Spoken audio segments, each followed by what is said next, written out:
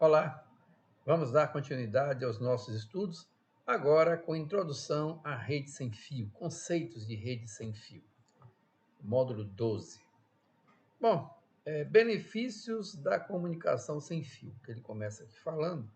Obviamente que hoje em dia, grande parte das nossas conexões com as redes são feitas através de instrumentos sem fios, conforme a gente observa aqui, tablets, celulares, notebooks, né?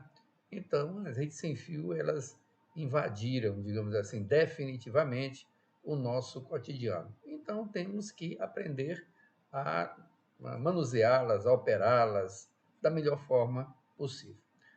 Ele começa com tipos de rede sem fio, né? Nós temos aqui a primeira delas, que seria uma rede sem fio personal, né? Que seria justamente um das tecnologias utilizadas seria o Bluetooth.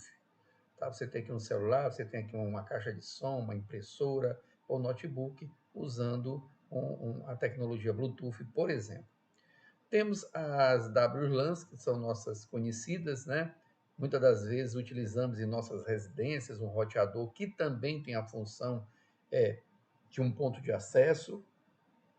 Os equipamentos hoje todos aglutinam as funções de roteamento e de rede sem fio.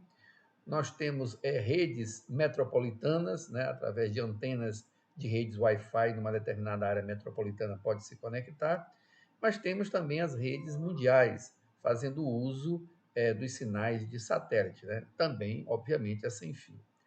Muito bem. Aí temos aqui algumas tecnologias, como o que eu mencionei anteriormente, o Bluetooth, né? Que é para pequenas distâncias. Temos o WiMAX, que é uma tecnologia que é utilizada principalmente em áreas onde você tem uma dificuldade de conexão com cabos, né? Você utilizaria mais. Eu cheguei mesmo a fazer um curso sobre toda essa tecnologia WiMAX, e existia uma aposta muito grande das operadoras há cerca de uns 10 anos atrás, de que o WiMAX iria suplantar o ADSL, né? Mas não veio a vingar, embora a tecnologia persista e em alguns locais ela é aconselhada a ser utilizada. Temos também a banda larga de celular, né, 4G, e 3G, mais anterior um pouco. Temos também a banda larga para o satélite. O inconveniente do satélite é o custo e a lentidão, porque tem um atraso muito grande para vencer toda essa distância até o satélite descer novamente. Tem um delay que é característico de toda conexão via satélite. Nós temos alguns padrões do I3E 802.11. O I3E é o organismo que regulamenta as redes sem fio. Temos várias delas. O primeirinho deles foi o 802.11, que trabalhava com 2.4 GHz e obtinha velocidades de até 2 MB, né? Era bastante limitado. E depois veio o 802.11a com 5 GHz, você já conseguia velocidade 54, e outras velocidades, que aí eu deixo para vocês fazerem uma leitura nessas diferenças, nessas pequenas variantes, né, de uma tecnologia para outra. Né? Temos aqui no final a 802.11ax, que trabalha tanto em 2.4 quanto em 5 GHz, foi lançado em 2019, é o padrão mais recente, a tendência é que ele permaneça durante algum tempo. Né? A radiofrequência, né? Como é que é a radiofrequência? Na verdade, nós temos um espectro grande, né? Vou colocar aqui mais aqui embaixo. Nós temos um espectro grande de ondas eletromagnéticas, né? E as ondas de rádio. Aqui nesse espectro aqui inicial temos disponíveis sem fio. O que, que nós temos aqui? Os rádios, a televisão, o micro-ondas, os sinais de satélite, né, e os controles de televisão, controles remotos de uma maneira geral, né, usando aqui já o infravermelho. Tá? Aí nós temos uma faixa aqui da luz visível, né, e depois dela nós temos aí o ultravioleta, os raios-x e os raios gama. Obviamente que raio-x e raio gama, eles oferecem um risco para o corpo humano, né? A gente utiliza para fazer radiografias, mas são ambientes controlados durante um determinado tempo. Né? Muito bem. Padrões para a rede sem fio, nós temos alguns organismos internacionais que utilizam, que fazem a padronização das redes sem fio, né? E esse símbolo talvez seja bastante conhecido quando você observar um dispositivo, um local que esteja com esse símbolo, é justamente do Wi-Fi Alliance, que é uma associação comercial da indústria global sem fins lucrativos dedicada a promover o crescimento e aceitação das WLANs, né? Aqui vem um pequeno teste que vocês podem realizar. E aí vamos falar agora um pouquinho sobre os componentes WLAN, né?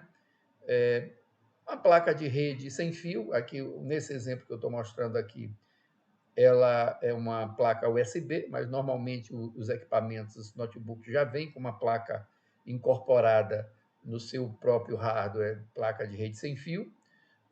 Nós temos também aqui a figura de um roteador doméstico, talvez seja bastante familiar para vocês, ou em casa, ou numa lan house, né? Ou mesmo no local de trabalho, um roteador doméstico, um roteador...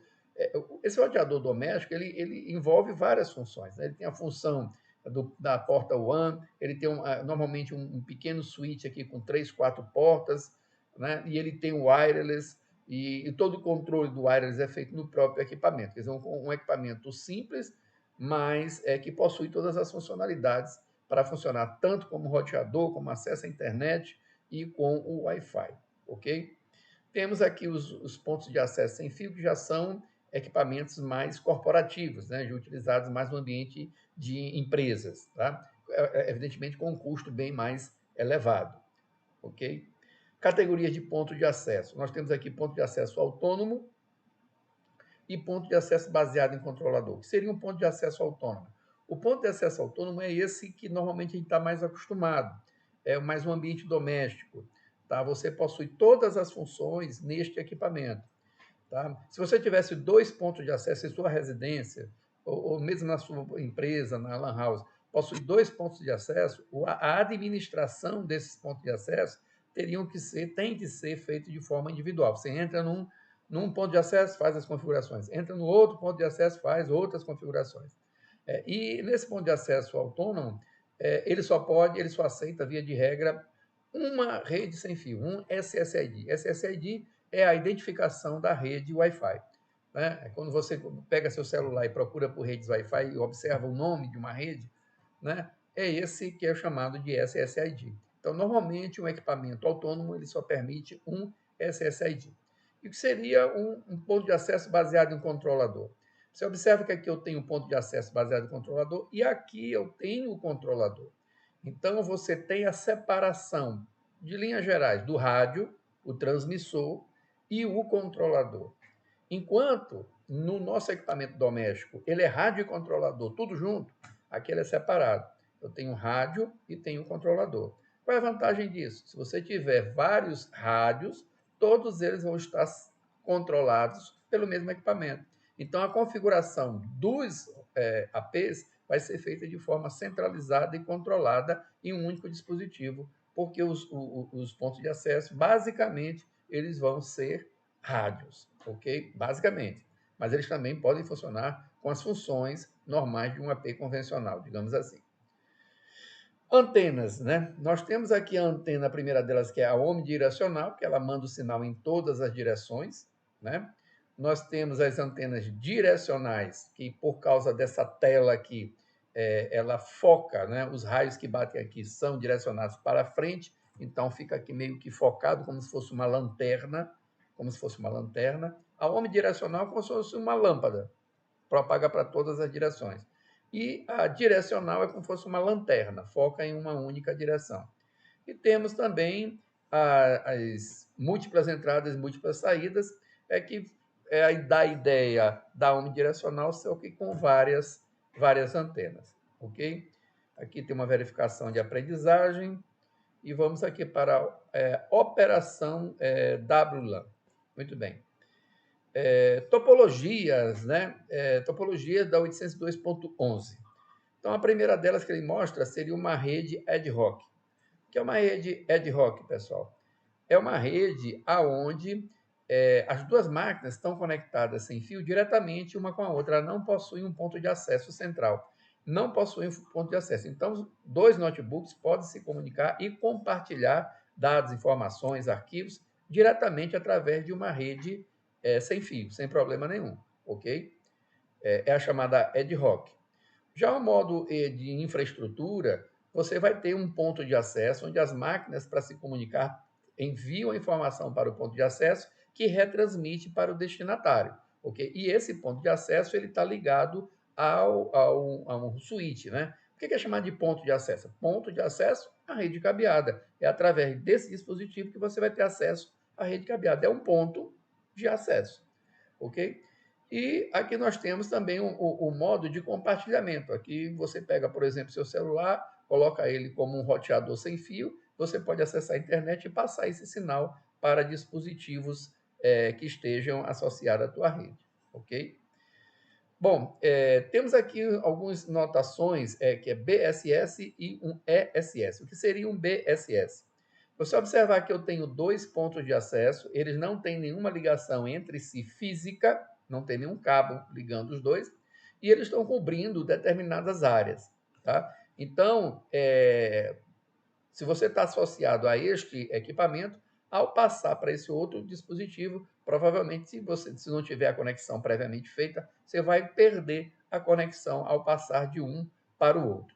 Já o ESS, você tem uma ligação entre os dois pontos de acesso através da rede cabeada e, evidentemente, através de configuração desses dispositivos, um dispositivo móvel consegue passar de uma célula, essa aqui é uma célula, para uma outra célula, sem perder a conectividade. Claro que os APs têm que estar configurados com essa finalidade, né, de passar o acesso às conexões de um AP para o outro. Né? Muito bem. Observa que é a ideia de um celular. Né? As redes Wi-Fi também vão ter células. Aqui, no caso, seriam duas células, cada uma com um rádio propagando o sinal. Muito bem. Estrutura do quadro 802.11. Nós temos aqui um cabeçalho, temos aqui o payload, que na verdade são as informações que vieram das camadas superiores, e temos aqui um FCS, que é o CRC. Esse cabeçalho ele é bem diferente do cabeçalho Ethernet. Né? Tem aqui o controle do quadro, a duração, que é o tempo previsto para essa transmissão, tem o endereço 1, endereço 2, endereço 3, controle de sequência e endereço 4. Esses aqui são todos endereços MAC. Endereço do AP de origem, de destino, da máquina de origem, máquina de destino, enfim, é bem diferente. Aqui você vai encontrar maiores detalhes sobre esses campos. Eu peço que vocês façam uma leitura mais didática com relação a esses campos. CSMA-CA. CSMA-CA, pessoal, é a tecnologia utilizada nas transmissões de rede sem fio. Tá? Então, algumas pessoas falam a rede sem fio é uma Ethernet sem fio. Não, porque o protocolo que é executado na rede cabeada, na Ethernet, é o CSMA-CD, que é a detecção de colisão. E o CSMA-CA é evitar a colisão. Tá? Como o CSMA-CA, a transmissão sem fio, ela obrigatoriamente é half duplex, quando você está transmitindo, você não tem condições de ouvir. Você só transmite uma hora e ouve em outra. Transmite um momento e ouve em outro. Ora, se eu estou transmitindo, eu não posso ouvir. Se eu não posso ouvir, eu não posso detectar a colisão. Então, eu só posso tentar prevenir a colisão, mas detectar, depois que eu estou transmitindo, eu não consigo. Ok? Então, a ideia do CSMA é múltiplo acesso ouvindo o meio com previsão de colisão. O que acontece inicialmente? Ele ouve o canal e vê se está ocioso. Estando ocioso, ele vai mandar o quê? Ele não manda os dados imediatamente. Tá? O host, o notebook, o tablet, ele vai enviar uma mensagem assim, olha, eu solicito autorização para enviar, um request to send. Para que ele manda isso? Ele manda para o AP. Né? O AP vai receber essa informação e vai devolver para ele, se tiver condição, de um clear to send, ou seja, você está liberado para transmitir. Ok? Então, primeiro, a máquina ouve o meio, não tem ninguém transmitindo, vou mandar um RTS, requisição para envio. O AP recebeu, não tem ninguém transmitindo, ele manda clear to send, ou seja, você está autorizado a transmitir.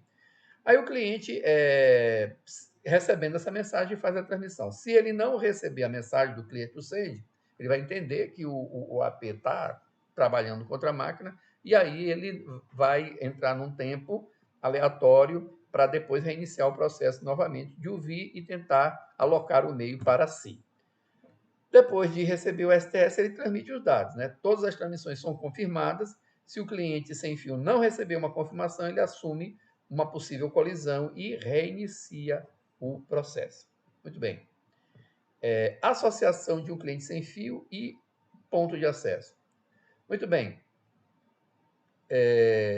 Neste caso aqui, ele descobriu, digamos assim, um ponto de acesso enviando, né? Ele observou lá o SSID e pede para se autenticar inicialmente, ele é autenticado, e depois da autenticação ele vai ser associado.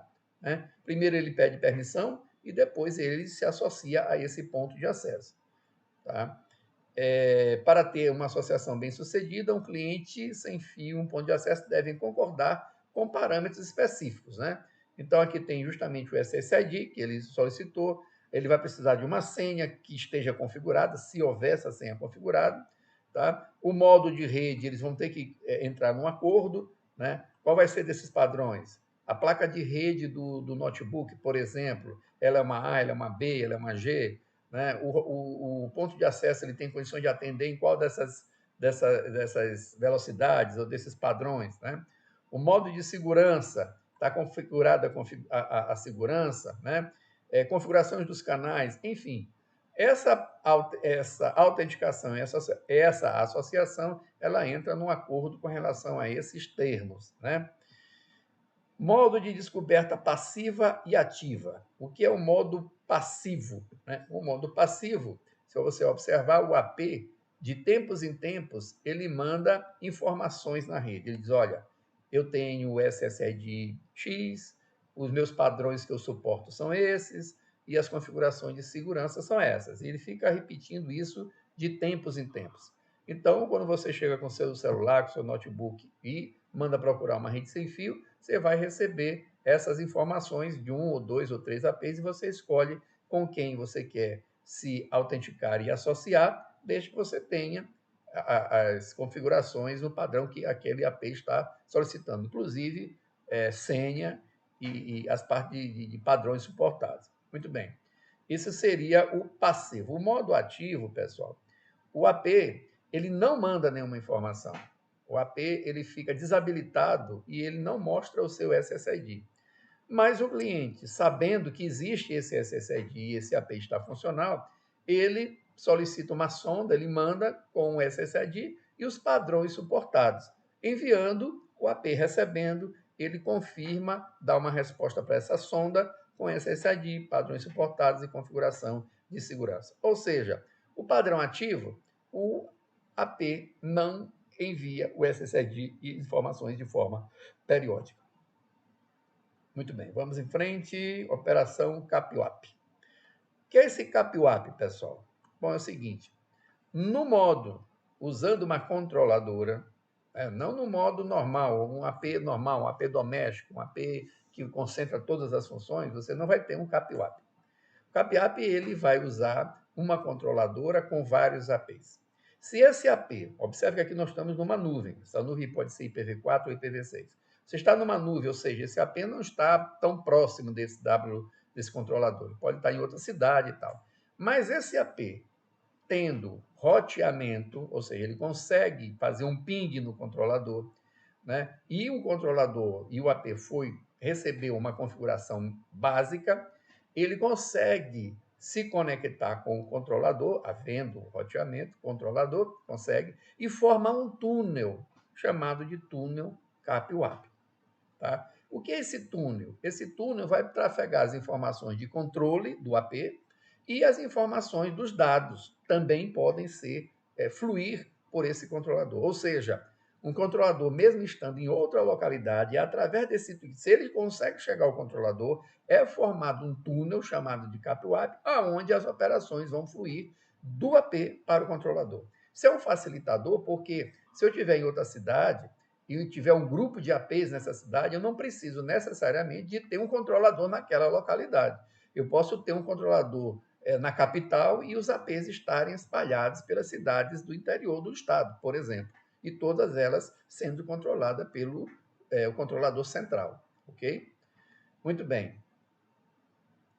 O que mais temos aqui? Ele faz isso usando uma criptografia DTLS, né? Essa criptografia é justamente para proteger a parte de controle e os dados. O controle automaticamente é criptografado e os dados podem ser criptografados, né? Não é o padrão, mas podem ser também criptografados.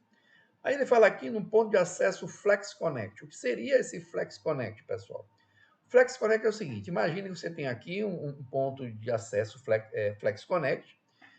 Você tem um túnel que foi construído, um túnel CAPWAP, até o controlador. Tá? E está tudo fluindo bacana, beleza e tal. De repente, por um motivo qualquer, o roteamento até o WC se perde. Ora, se fosse obrigatória a permanência do CAPWAP para que tudo pudesse funcionar, ou seja, ele acessar, os clientes acessarem a internet, os clientes fazerem uso de um download, etc., e tal, acessar uma página, estaria impedido porque o túnel CAPWAP se rompeu, porque o link se rompeu. Então, o ponto de acesso Flex Connect é um ponto de acesso que, identificando a perda do CAPWAP, ele pode direcionar todo esse tráfego para a rede local, ou seja, ele pode se comportar como um AP tradicional, ou seja, ele vai assumir as funções do controlador e começar a enviar os dados pela rede local, evidentemente, se assim tiver conexão com a internet nessa rede local, ok? Então, por isso é que é chamado de Flex Connect. Existe uma flexibilização, né? Você pode acessar através do CAPWAP, mas se esse falhar, você pode fazer o uso localmente do tráfego das redes. Ok? Muito bem, vamos em frente. Puxar aqui para o lado. Gerenciamento dos canais, né? Nós temos algumas formas de transmitir esse sinal. Tá? Aí já entra na camada 1 do modelo OSI aí, na transmissão de radiofrequência. Uma tecnologia era o espalhamento espectral por sequência direta. Tá? O que você conseguia? Se você observar aqui, eu tenho um sinal original, e esse sinal original ele era espalhado por todo um sinal, né? Por toda uma frequência. Tá? Então, se um receptor estiver fixado em apenas uma parte dessa frequência, ele vai receber apenas parte desse sinal e vai ficar incompreensível. Então, isso aqui foi a ideia inicial: você pegar um sinal original e espalhar por toda uma frequência, obviamente na origem e no destino, para que pudesse haver essa comunicação. Outra forma é o espalhamento espectral por salto de frequência. Como é que ele utilizava isso aqui? Obviamente, a origem e o destino, elas ficam saltando, né? Transmite nessa frequência, depois salta para outra frequência, depois salta para outra frequência, salta para outra frequência. Esse ritmo de saltos feitos tanto pela origem como destino, né? Mantendo o salto, né? Saltando na mesma frequência, nos mesmos locais, obviamente que alguém que tentando capturar esses dados parado numa única frequência, vai pegar apenas parte dessa transmissão. Né? Tudo são técnicas que hoje não dão uma garantia tão grande, mas na época que foram concebidas, eram coisa de primeiro mundo, digamos assim. Bom, aí temos também a multiplexação de divisão de frequência ortogonal. Né? Este é um subconjunto da multiplexação por divisão de frequência, na qual um único canal usa vários subcanais em frequências adjacentes para fazer a sua transmissão. Bom, seleção do canal. Na frequência 2.4 GHz, nós temos a possibilidade de uso de 11 canais. Aqui no Brasil, 11 canais. Existem, pode usar até 13 canais, mas aqui nós utilizamos nossos 11 canais.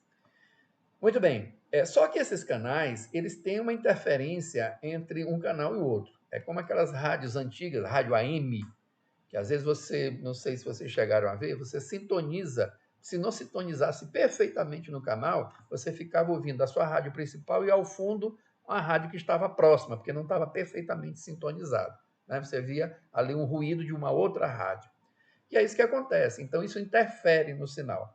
Então, os únicos canais da 2.4 que não interferem, o canal 1, 6 e 11. Observa aqui no laranja, o 1 não dá nenhuma interferência no 6, que por sua vez não dá nem interferência no 11 nem no 1. Obviamente que estão mais separados. Ok? Então, esses canais é como se hoje você pega o seu rádio do seu carro e você programa, né, o número 1 para rádio X, número 2 para rádio Y. Então, você aperta os canais e automaticamente ele muda de frequência rapidamente. Ok? Muito bem. Então, quando eu tenho uma área a ser coberta, uma área grande, onde uma única célula Wi-Fi não vai comportar, você pode distribuir o canal 6, 1, 6 e 11. Né? Eles podem ficar sobrepostos, porque não causam interferência um ao outro. Ok? Aqui eu tenho um exemplo já para frequência de 5 GHz, onde eu tenho a possibilidade bem maior de canais e também uma variedade maior de possibilidades, já que a interferência entre eles é bem menor. Ok? Então, aqui eu teria um exemplo similar do canal 36, 48 e 60 para uma rede já com 5 GHz. Né? Aqui ele fala em planejar a implantação de uma WLAN, fala sobre seus pontos, usar o cabeamento existente, observe fontes potenciais de interferência, microondas, câmeras de vídeo sem fio, luz fluorescentes. Na verdade, a luz fluorescente ela não causa interferência. O que causa interferência é um componente que faz com que a luz fique fluorescente, que é um indutor eletromagnético que está dentro daquele invólucro da lâmpada. Tá? Então, ele gera uma alta indução eletromagnética e essa indução, sim, pode causar, mas a luz mesmo não vai causar interferência nenhuma. Detectores de movimento, qualquer dispositivo que use 2.4, né? Carrinho de controle remoto, telefone sem fio 2.4, né? Isso vai causar interferência na tua rede 2.4. Posicione pontos de acesso acima de obstruções, deixe ele o mais livre possível, que ele possa, né, você alcançar as melhores áreas. Coloque os pontos de acesso verticalmente perto do teto. Né? Pontos de acesso locais onde os usuários devem estar. Se você tem um auditório, coloque no auditório. Não bote na porta do auditório, no corredor do auditório. Bote dentro do auditório. Né? Enfim, aqui eu tenho um exemplo, né? Onde você vai posicionar de tal maneira que você possa cobrir a melhor área. Ok? Muito bem. Aqui verifique a sua compreensão. Vamos em frente. Ameaças às redes sem fios, né? As ameaças são, no modo geral, maiores numa rede sem fio. Porque numa rede cabeada, para alguém fazer alguma interferência, ele vai ter que plugar em um ponto.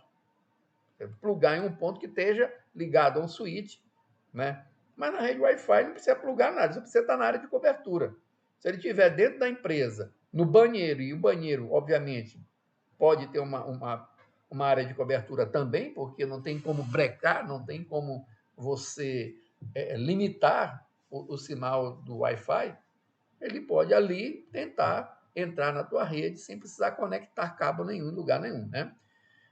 Então, nós temos aqui o processo da interceptação de dados, intruso sem fio, ataque e negação de serviço e pontos de acesso não autorizados. Ponto de acesso não autorizado, imagina, né?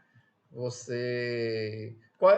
Se eu sou invasor e levo um switch dentro da minha mochila para dentro de uma empresa. E para ficar mais escondido, eu arrumo uma sala, um auditório que está fechado, entro e ligo o switch. Se eu não plugar esse switch num RJ45, num ponto de rede, não tem problema nenhum, porque eu estou isolado. Mas o Wi-Fi, basta eu ligar ele na tomada e ele já vai estar propagando o seu sinal, que pode estar causando interferência nos outros APs, né? Nos outros APs da empresa. Né? Esse é um dos fatores. Bom, ataque de negação de serviço, você pode ter sinais espúrios, né? Observa que ele não mostra nem o que é que está gerando esses sinais, que podem estar interferindo na tua rede sem fio. Né? Esses sinais podem ser micro-ondas, telefone celular, isso pode ser por desconhecimento ou má fé. Né? Por desconhecimento ou má fé. Ponto de acesso não autorizado, aquele que eu falei, né? Às vezes já aconteceu o caso em uma determinada empresa que uma localidade, os usuários achavam que o sinal era fraco. Aqui está fraco e tal, aí eu vou trazer de casa o meu Access Point, que eu tenho um lá bacana, que está parado, que eu comprei um mais novo, vou trazer isso para a gente. Chegou, plugou, né? E isso vai gerar interferência nos outros APs, etc, etc. Então, pode ser tanto por má fé ou por desconhecimento. Tá? Ataque do homem do meio, né? Eu imagino, eu tenho um café, um aeroporto que está aberto à rede. Né? E aí eu tenho aqui um SSID especificado aqui. O que um invasor pode fazer? Ele cria um ponto de acesso, ele bota um ponto de acesso com o mesmo nome do local. Com o mesmo nome do local. Coloca num canal aberto. Normalmente, em um aeroporto e tal, você vai poder fazer seu acesso sem fio, mas precisa de você colocar alguma informação, seu CPF, senha, alguma coisa. Ele não, ele deixa tudo aberto. Se você estiver mais perto dele, o sinal dele vai estar mais forte e, muito provavelmente, o seu equipamento vai se associar com ele, porque ele não está pedindo senha, não está pedindo nada. Aí você pensa que entrou na rede, ele recebe teu sinal e retransmite para o AP que ele já conseguiu acesso. Então, todo o tráfego teu vai estar trafegando através dos equipamentos dele, que ele vai estar salvando informações, etc. e tal, está esninfando as informações que estão sendo trafegadas. Ok? É uma das formas. Né? O que mais? Aqui ele faz mais uma verificação. WLANs seguras. Né? Como é que a gente poderia aumentar essa segurança? Aqui ele fala sobre a ocultação do SSID e filtragem do endereçamento MAC. O que é a ocultação do SSID? Já comentei que é justamente você não propagar o SSID, ou seja, você entra com o seu celular e você não verifica, não aparece para você o SSID daquele AP, tá? Aqui no caso, SSID broadcast em envio, né? E ele diz aqui, ó, tá desabilitado, tá? Mas isso não é uma segurança, né? Para um cara mais esperto, isso aqui não é uma barreira muito significativa, tá? Filtragem de endereços MAC. Eu posso colocar no AP, esse aqui é um AP doméstico, tá? É um AP, se não me engano, de qual empresa? É uma subsidiária da Cisco, tá? É uma subsidiária da Cisco. O que você pode fazer aqui? Você pode cadastrar todos os endereços MAC que você queiram que trafegue, ou seja, é um filtro. Ele só vai permitir o acesso das máquinas que têm este endereço MAC. Mas, mesmo assim, isso também não é grande segurança, porque um hacker mais esperto ele vai ficar esninfando a rede, ele vai verificar os MACs que vão trafegar, o que estão trafegando é porque o AP está aceitando, e ele pode depois falsear o seu próprio endereço com o endereço MAC que está sendo usado pelo AP, né? Permitido pelo AP. Muito bem. Método de autenticação original em 102.11. Nós temos dois tipos de autenticação. A aberta, no caso de um hotspot, de um café e tal, não é necessário usar a senha, qualquer cliente pode se associar, normalmente usado para fornecer acesso gratuito, o cliente tem total responsabilidade pela sua segurança. Ou você pode ter uma autenticação de chave compartilhada, que você cadastra, configura no seu ponto de acesso. O app não é mais indicada, há muitos anos que não é mais utilizada. Só utilize o app se seu equipamento for muito antigo e só tivesse. E pelo menos isso você vai colocar. Mas não use o app não, que não, hoje em dia rapidamente se quebra uma criptografia com app. WPA também não é mais muito segura. Temos a WPA2 e a WPA3 que está ainda saindo junto com os equipamentos. Então não se tornou ainda o padrão de mercado. O padrão de mercado ainda é WPA2, que também já não tem mas ainda não tem uma segurança muito completa, mas é melhor tê-la enquanto se aguarda o WPA3 chegar aos dispositivos, né? Muito bem, o que mais? Aqui ele vai falar justamente sobre esses métodos de autenticação. Autenticando o usuário doméstico. Ora, um usuário doméstico, você vai usar o quê aqui? Nesse LinkSys, né? Me lembrei aqui do nome desse fabricante aqui, o LinkSys, que é uma subsidiária da Cisco. Em sua residência, você vai usar o WPA2 pessoal, tá? Aonde esse pessoal, você vai fazer as configurações no próprio AP, né? No próprio AP. Vai usar ou o TKIP ou AES. Muito bem. Autenticação no modo Enterprise corporativo. No Enterprise, o que acontece? Da PA2 Enterprise, você vai ter que ter um outro dispositivo, que é um servidor Radius, né? Por isso que está colocando esse endereço aqui, 10.10.10.100, que é um servidor Radius, aqui nesse caso, que está configurado com esse endereço IP, e que vai ser passado para esse servidor Radius, para ele fazer a autenticação do usuário que está desejando entrar na rede. Então, o pessoal, quem vai, o da PA2 pessoal, quem vai autenticar é no próprio AP, no próprio roteador Link6 aqui no caso.